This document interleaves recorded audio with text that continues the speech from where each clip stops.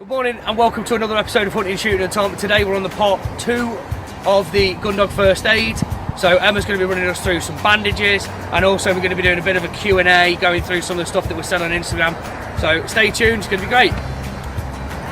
So now what we're going to do is just the practical bit of the Gundog First Aid course. Most of this will also be covered in the course and in more detail as well. What I try to do is that I have 2 of my dogs that we use on the course day, and you will get hands-on experience of bandaging and checking pulses and all of that kind of stuff that basically what I'm going to show Tom now to do. So this is Ziggy, he's our eldest cunning shot gun dog. So what the best thing that I can give you is the advice, know your dog. Now when they're healthy and normal, know their heart rate, know their rest rate, know their normal temperature, know their normal temperament, all of that kind of stuff. Know that yes, they've got dew claws in the front but they don't in the back. All of those little things that not everybody knows. And also get your dog used to being handled. One thing dogs are when they're in pain is unpredictable. Okay? So if you've also then got a dog that is not used to being handled and suddenly a group of people come and pin your dog to the floor and start bandaging it, it's not going to be an ideal situation, and it's already in pain. So as they are now, I do it with my pups, I do it with my adults constantly on a regular basis, just checking them over, holding their nose, checking their teeth, lifting their lips up, checking their eyes properly, all of that kind of stuff, checking their ears. He has ear problems as well, Ziggs does, so he constantly is having his ears flushed, cleaned, everything like that, but we needed to get him used to that as a baby. His ear stuff is long term for him, but if anybody else looked at his ears, they'd go, oh my god, your dog's ears are really dirty. No, that's normal for him. They just need cleaning on a regular basis for him. Again, pick up their feet, hold all of their nails as well. Broken nails really painful for a dog. Sounds really, really trivial. If a girl goes, oh, I broke a nail, but for a dog, their nails come all the way up to almost into their digits. So it's really painful to break a nail and crack a nail up here. So make sure your dog is used to having their feet touched. Feet, again, dogs are really sensitive with their feet. So make sure they're being touched constantly and picked up and moved around, so that then if your dog is in pain, you're not throwing handling and pain all in the mix. They're used to being handled, they're used to being put in positions for you to do things with them. So what I'm going to first show you is how to check heart rate, rest rate and his femoral artery pulse as well, okay? So we'll get them to stand up. So Tom, do you know where to check the heart rate in a dog? No. Okay, that's fine. So lots of people don't know. So you want to be looking at the left side of their body, so this side of him, and what you want to do is pick his foot up and move his elbow. The minute that elbow touches that leg, you want to come around and have a look. Where that elbow touches there, Yep. on his side, that's where his heart is. If you want to put your hand there, you should be able to feel his heart rate. Yeah. Feel his heart? Yeah. Again, your slim gun dogs, this is going to be ideal for them because obviously you've got good muscle, you can feel the ribs, all of that kind of stuff. You're going to be able to feel a heart rate better on these dogs. But make sure that you're doing this on a regular basis. I know his heart rate, resting, is about 90. That's quite low for a normal dog, but he's a fit gun dog, okay? Again, have all of my dogs checked by a vet before the season starts as well. We figured out that actually he's got a heart murmur this year, so his work is going to be slightly reduced, but we're going to have to make sure that he is physically fit and ready for the season so that heart murmur doesn't get any worse for him, okay? So make sure that all your dogs go to an MOT, basically, before you do the season with them. Just check everything over, even if they're young, healthy, fit, normal dogs. He doesn't look unhealthy. He's not unhealthy, but he's got that slight little heart murmur now that we need to just make sure that we're monitoring. Okay? Do you know where femoral is? Same as a dog, it's in their groin. So again, if he stands up, what you want to be doing is, if you feel down a dog's leg and just as their hip starts to go, you just put your finger in there. So, do you want to try and find that? Yeah, it goes straight away. Yeah, it's quite prominent, isn't it? Yeah, he's got really, quite, really. yeah. But make sure you go home, feel your own dog's femoral. Again, you want heart rate and femoral to be consistent with each other as well. Anything different suggests obviously different things going wrong with them. So you want to make sure that heart rate and femoral being felt at the same time and is the same pace. Okay, you should hear ba-bum, ba-bum, ba-bum, constantly. Okay, they should be going at the same pace. That means all of that blood circulation is going right round his body. Okay.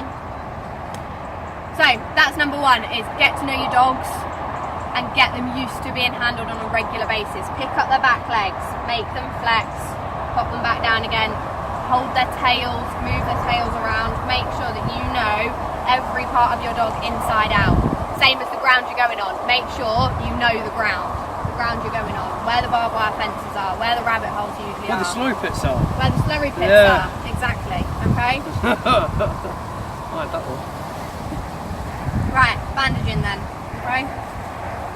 So, obviously, dogs get injuries out in the field. So what we're going to do is we're going to do just a basic leg bandage, and then we're going to do a basic tail bandage as well today, alright?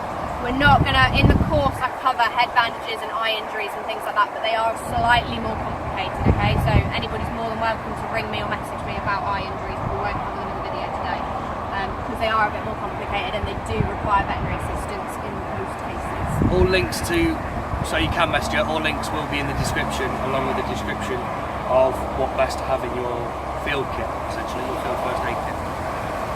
So, basic leg bandage, what we're going to do today is we're just going to do a front one, just because he sits nicely and gives his foot to you. So, again, get used to handling a dog. Ideally, you want hand under their chin, because that's going to prevent him being able to bite anybody, and you've got full control. I can move his head wherever I want to move it. And again, under the leg, you want to go right under. You want to go right under his elbow, so that you've got that leg out forward and he can't pull back or move it, okay? So, if I get my lovely assistant Tom to hold Ziggs for me, I will show you all how to bandage. So, again, from the first aid kit, gloves on first.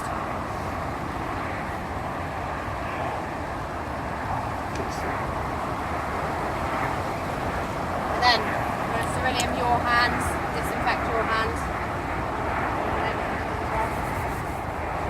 And then with the salty water from earlier. Does it need tasting again? No, definitely does not need taste. tasting it. Does not need tasting again.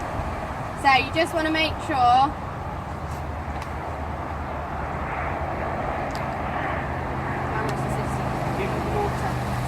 just want to make sure that you're going down the leg. What I was saying in the video beforehand was you want to go down the leg so that all this water runs down with gravity. You're not flushing anything up into the wound. So he's got an old wound there that you can see. That's from a barbed wire fence that I bandaged. Okay, so what we're going to do is we're going to imagine that's the wound today. You can zoom in on that.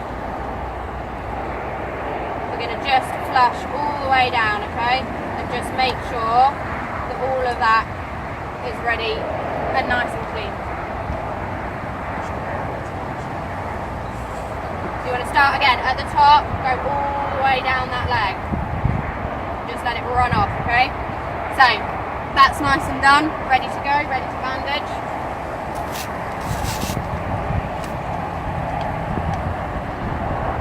So you can see this, it's literally just a sterile swab basically. You want to try and hold it on the outsides of it. So you've got a shiny side and then a flat side. You want the shiny side down so that it doesn't stick to the wound. Okay, so when you peel this back off, it doesn't take off any of that healing process that's already started. Okay, you've got a shiny side and a flat side if you can see them. Yeah, shiny side, flat side. Okay. Fairly clear. It is obvious, okay? So you want shiny side down over that leg and you just want your assistant just to hold like that, okay?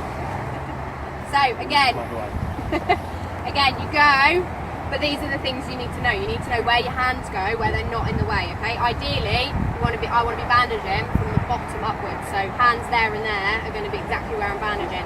Hands at the side, I'm going to get that bottom bit in, this is going to be fixed in place. Tom can then take his hands out away from that and I can carry on my bandage. So, you want to make sure that your soffban, the first layer, is nice and wrapped up, nice and neat and tight, and you want to be going around that way, so you roll it out away from the dog. If you roll it inwards like that, you'll make life more complicated for yourself, but you also won't get the good tension, okay? So, this layer literally just goes around the leg. You want to cover evenly the next layer below. Okay, and you see just Tom's moving his hand to allow me to go up and round the leg. We want a nice even coverage, so if you see I'm covering this half every time, so every layer I'm covering is by half. Again, I want to go well above the elbow. So Tom just asked there, does it matter about isolating a joint?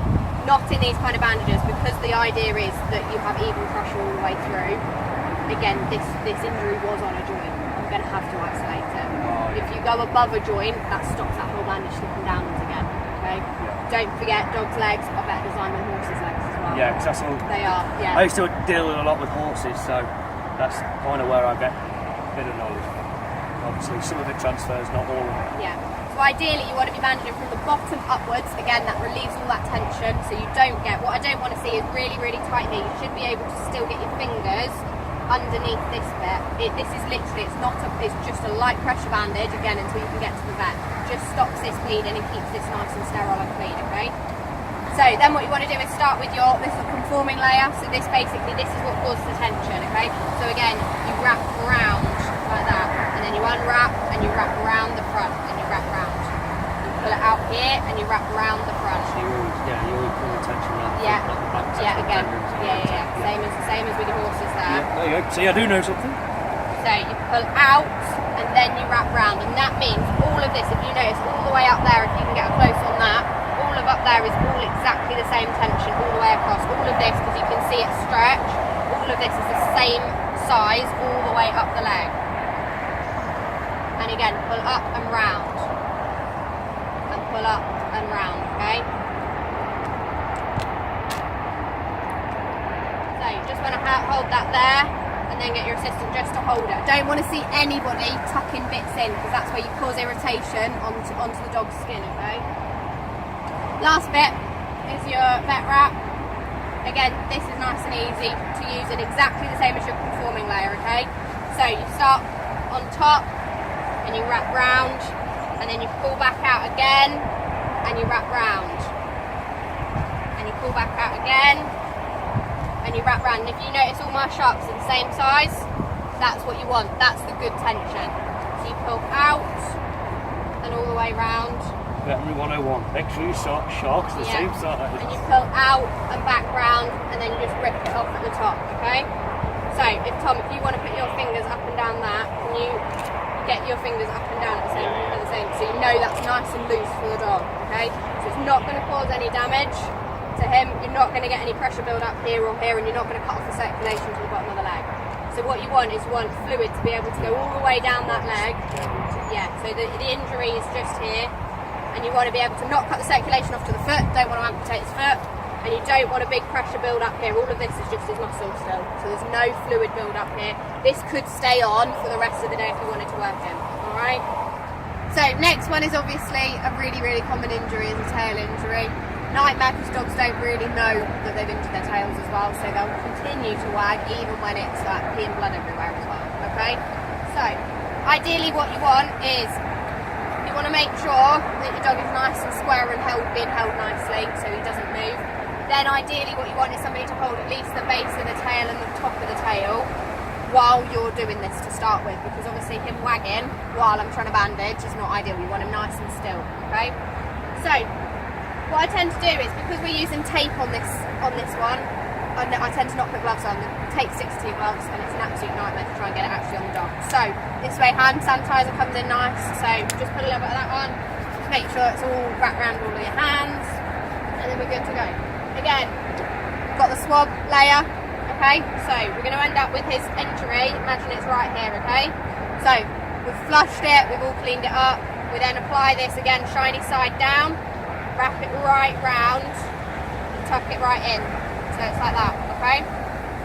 What we're then going to do is to make sure that this banging doesn't hurt this tail anymore, is we're going to put this over. This is where your cartridge comes in nice and out on the field, and your syringe comes in later on when you're doing your management of your wound later on and doing bandage changes, okay? So you just want to basically work its way up, twisting it, keep obviously this swab bit in the same place the whole time as well. Pop it on so you just get the tiny little bit of the tip at the end, okay? So that's now this. Every time he wags his tail and hits this, it's hitting this and not the actual injury side, okay? This way your glamorous assistant holds the base of this so it doesn't move. Yeah. This is where your tape comes in. This secures this in place, and they're called stirrups. So, nice big long bit of tape. It has to go all the way over this, okay? Again, you can just rip this tape off, and then you want to rip all the way down, halve this in half, okay? Alright. You learn to use your body on site as well. You make sure that you've always got places. You don't want this to touch the floor. Don't mind it touching my clothing as much. And again, you just want this to go all the way over from the middle of this all the way over, stick onto his skin, and again same that side as well, and then you want to cross over the middle bit, so go right over that side and the same again on this side. So you end up with a cross there, and this nice and stuck down to his tail and then onto his actual tail, okay? Then you want to start with your softban layer. Again, tail injuries, you want to go all the way up to the top regardless of where the actual injury is. It could be here, it could be right at the tip.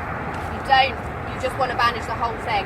This again is the only time I would go down as well as up. So you want to start like this, you want to cover, put your thumb over that and you go back over your thumb, back over your fingers and up to the top again. Then you can start going round, okay? So then you want to go round and cover that tiny bit over there. And this is where you go back down first, because you want to cover all of this base bit that you missed. And then you start going back up the tail as you would do normally with that foot bandage that we did earlier in the video. So again, you want to make sure that it's nice and tight, but not too tight. You don't want to be cutting off circulation. And again, you want to cover evenly all the way up. So all the way up the tail, bandaging, covering it every time a half of the bandage before. Go right up as far as possible, and just rip that little layer off there and get your assistant to hold it for you. Then you do your conforming layer in exactly the same way. So start over, go all the way under, your finger comes into play and holds that in place, and you go back over the top of your hand, just add that over the top there, go round, back down again, which you wouldn't normally do on a normal injury, and then you start going up again. Again, you want to be winding round the dog's tail, so again you want the bandage that way round, and you're covering half again of each bandage the whole way up.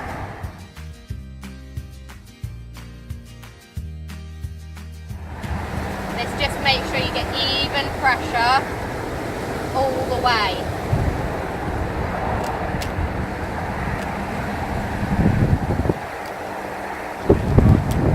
Knife's easier, but it does rip if you give it some.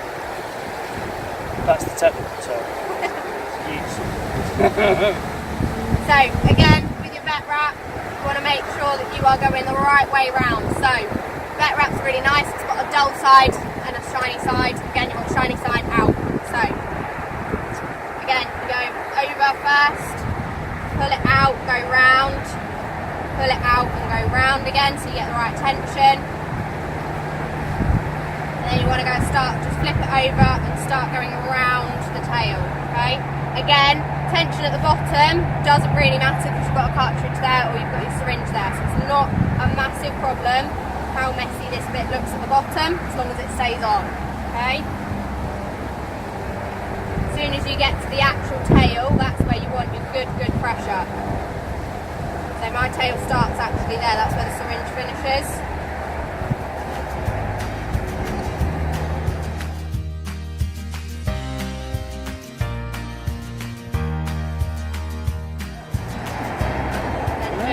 On like that nicely, and then you just basically give it a squeeze all the way down just to make sure that it's all right, and then that's it. And that, you can imagine now, if he hits his tail, that is not going to hurt the actual injury. It stays nice and aired out. You can see the whole tail like that, and he can wag his tail and move around as he wants to, and it's not going to hurt anybody. What's going on? Come on, mate. What's going on? How? They are, look. But you can see he's wagging, that's not moving, okay? Lots of common tail injuries, as soon as you bandage, this tail comes straight off the minute they wag. That's why you want to use that and use your stirrups. They're the bit that is anchoring this whole bandage in place, is those stirrups over the top of it at the start. Solid, isn't it? Yeah. It's still like but nice you down can there, you can still put your finger down there. Yeah, yeah. Like that's still not going to cut off all the circulation to his tail and end up with no tail at all. He's going to be absolutely fine, and you just change that on a daily basis. Yeah. Brilliant. So a couple of nice little tricks there for when you're out in the field. A couple of similar things. Basically now, what do you want to go through next? Actually, to be fair. So what we'll do is we'll take this bandage off of him, pop him away, and then what we're going to do is just talk about a little bit of your illnesses on shoots rather than your actual injuries on shoots. So these are all covering your injuries, knowing your dog, knowing the heart rate, all of that kind of stuff. Then we'll focus on some actual illnesses that were mentioned obviously in the Instagram video. Low blood sugars, all of that kind of stuff, and solve some myths that people thought that were the right things to do on Instagram as well. Alright? Okay, so that's all the bandaging out of the way with. Now what we're going to go into, the day before we did the recording for this video, I did a live on Instagram and we got some fantastic things of what people have come across on shoots and what we can do then to prevent or cure. So